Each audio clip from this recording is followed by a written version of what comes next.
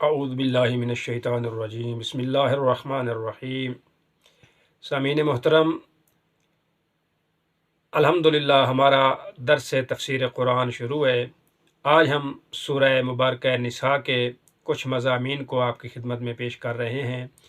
سورہ مبارکہ نساء جو کہ 176 آیات پر مشتمل ہے، یہ ساری کی ساری صورت مدنی ہے، یعنی مدینے میں نازل ہوئی ہے۔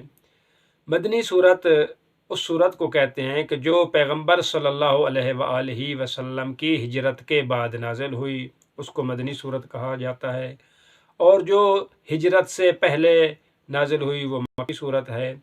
اس میں ساری کی ساری آیات مبارکہ وہ مدنی ہیں، یعنی مدینے میں نازل ہوئی ہیں۔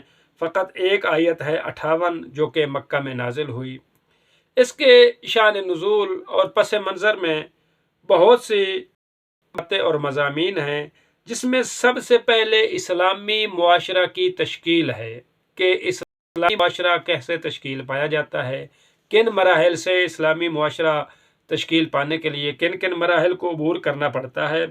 وہ پہلے والا جو مکی دور تھا، جو پیغمبر صلی اللہ علیہ وآلہ وسلم کی بعثت سے پہلے یا پیغمبر صلی اللہ علیہ وآلہ وسلم سے آمد سے پہلے وہ جو دور جاہلیت تھا، اس معاشرے میں کتنا فرق تھا، اور جو پیغمبر صلی اللہ علیہ وآلہ معاشرہ بنایا اس میں کتنا فرق ہے، کن کن مراحل سے پیغمبر کی ذات کو گزرنا پڑا، کن کن تکالیف اور مشقت سے پیغمبر کی ذات کو گزرنا پڑا۔ وہ کون سا دور تھا جس میں فقط امیر اور مالدار لوگ ہی منمانی کرتے تھے، اگر کوئی رشتہ دار تھا غریب تو غریب کا حق آرام سے کھا جاتے تھے، حتیٰ کہ لوگوں کو قتل کرنا اور بیٹیوں کو زندہ درگور کرنا اس معاشرے کی عام سی مثال تھی۔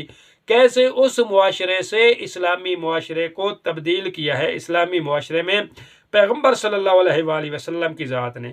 یہ وہ معاشرہ تھا پیغمبر کی ذات سے پہلے کہ جس میں خود خون انسان یعنی کسی کو قتل کرنے کی بھی کوئی اہمیت تھی، لیکن جب پیغمبر صلی اللہ علیہ وآلہ وسلم کی ذات آئی اور پیغمبر کی ذات نے ایک اسلامی معاشرہ تشکیل دیا، تو اس کے لیے حرمت مال المسلم کا حرمت دم ہی، کتنی پیاری بات ہے، کتنی پیاری حدیث ہے۔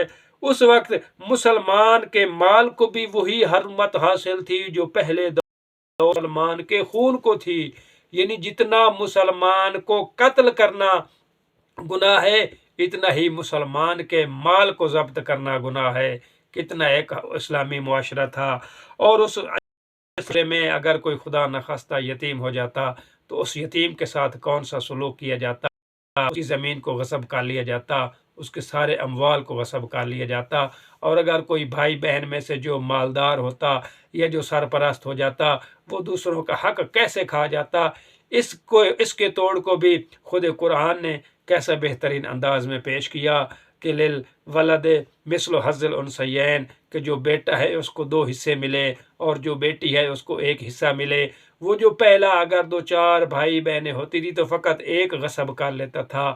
اس اسلامی معاشرے نے آ کے اس پہلے زمانہ جاہلیت کے دور کو ختم کر دیا۔ جب وہ دور ختم ہو گیا، ہر ایک کو اپنا اپنا حصہ ملنے لگا۔ پھر اس میں اول خلقت کی بات ہو رہی ہے کہ سب سے پہلے اللہ نے حضرت آدم علیہ السلام کو خلق فرمایا۔ حضرت آدم کو خلق کرنے کے بعد جناب حوا کو خلق فرمایا۔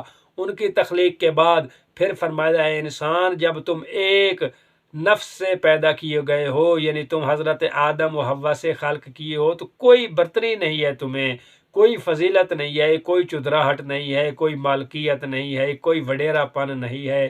تم سب ایک ماں باپ کی اولاد ہو، اور سب ایک ماں باپ کی اولاد تمام امور میں برابر کی مساوی ہے، برابر کے حقوق ہیں۔ کسی اجمی کو عربی پر، کسی عربی کو اجمی پر کوئی فوقیت حاصل نہیں ہے۔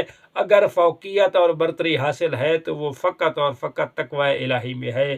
وما علینا الا البلاغ المبین۔